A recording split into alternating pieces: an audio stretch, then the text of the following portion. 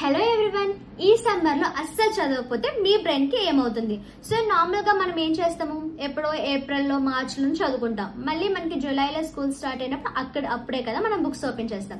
So ఈ మధ్యలోనే మనకి సమ్మర్ వెకేషన్. ఇప్పుడు ఏం చేస్తాము, బుక్స్ అన్ని కూడా ఒక పక్కకు తోసేసి చక్కగా హాలిడేస్ కదా అని ఎంజాయ్ చేస్తాం. మరి ఏమవుతుంది? సో ఇప్పుడు వరకు మనం ఏదైతే ఏప్రిల్ లో చదివామో మళ్ళీ జూలైలో వచ్చి బుక్ ఓపెన్ చేయగానే ఒక్కటి కూడా గుర్తుండదు, ప్రతిదీ కూడా మర్చిపోతాం.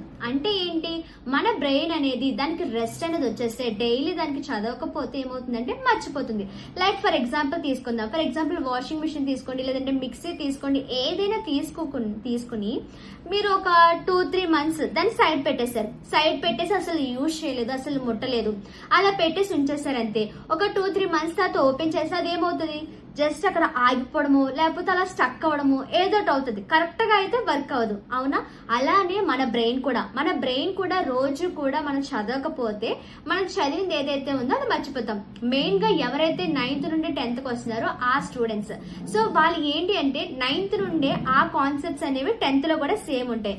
మనం అవి మర్చిపోతే మాత్రం 10th లో చాలా ఇబ్బంది పడాల్సి వస్తుంది. సో మీరు డైలీ 6 hours చదివేయండి అని చెప్పను, జస్ట్ 45 minutes చదివితే సరిపోతుంది.